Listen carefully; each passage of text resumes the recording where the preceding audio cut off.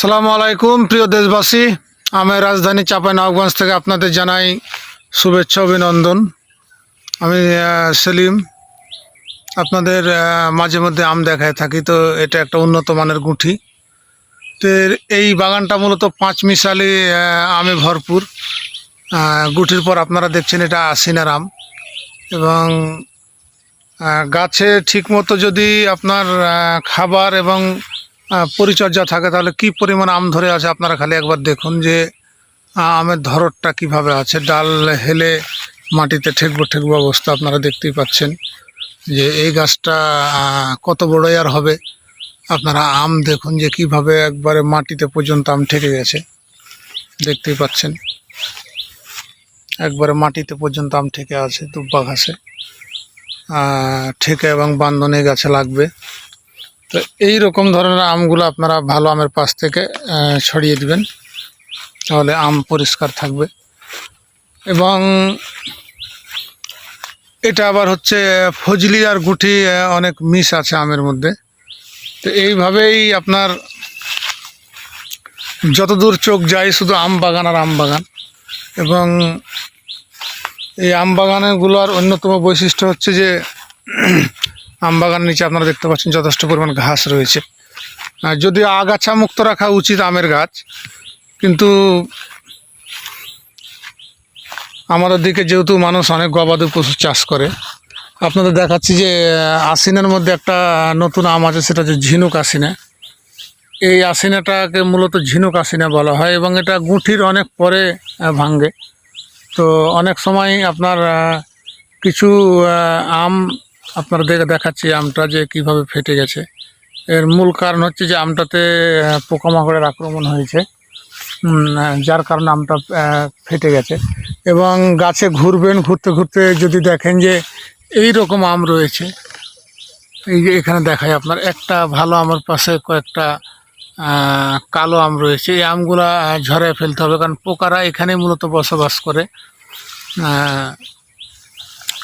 ভালো আমটাকে সহজেই নষ্ট করে ফেলতে পারে এই আমগুলা।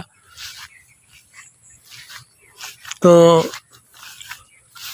চাপায়ের এরকম আম বাগান আপনি যদি আসেন, বা বাংলাদেশের যে সকল এলাকায় আম রয়েছে, তাহলে আপনি শুধু আম আর আম দেখে আপনার মনটা একেবারেই জুড়িয়ে যাবে।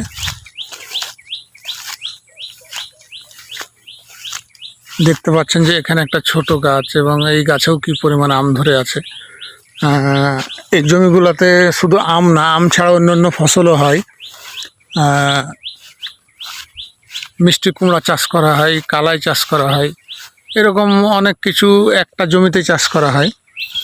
তো বাগানের নিচে যদি দেখেন যে এরকম এই যে উলার, এটা আপনাদের দেখাচ্ছি ছোট ছোট উলা, এরকম উলা থাকলে আমের মান খুব ভালো হয়। দেখতে পাচ্ছেন এই গাছের আমটা। তো এইরকমভাবে যদি আমরা সঠিক পরিচর্যার মাধ্যমে আম চাষ করতে পারি, আর মূল কথা হচ্ছে যে আমের দামটা যদি ঠিকমতো কৃষক পায় তাহলে খুবই ভালো। দেখতে পাচ্ছেন যে কিভাবে থোকায় থোকায় আম ধরে আছে। এরকম আপনি চাপায়ের এক একটা আম বাগানে ঢুকবেন,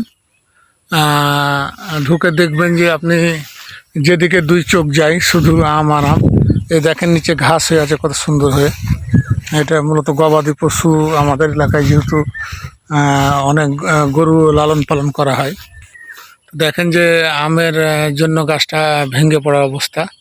এবং আরেকটা বিষয় আপনাদের বলি যে অনেক সময় ঝাঁপি মূল বলে একে, এই মূলটা যদি থাকে তাহলে ভেঙে দিতে হবে, নাহলে আপনার এই মূলটাতে আবার আম নষ্ট করতে পারে, ময়লা জমে। এরকম যদি থাকে তাহলে আমাদের ফেলে দিতে হবে মূলকে। এই দেখেন এই আমটাকে নোংরা করে দিয়েছে, এই ঝাঁপি মূলে, এই যে এই মূলে। তো এরকম মূল যদি থাকে তাহলে এটা ভেঙে দিতে হবে সঙ্গে সঙ্গে। তো আল্লাহ হাফেজ, ভালো থাকবেন। আবারও দেখা হবে নতুন কোনো আমের ব্লগ নিয়ে আপনাদের সাথে।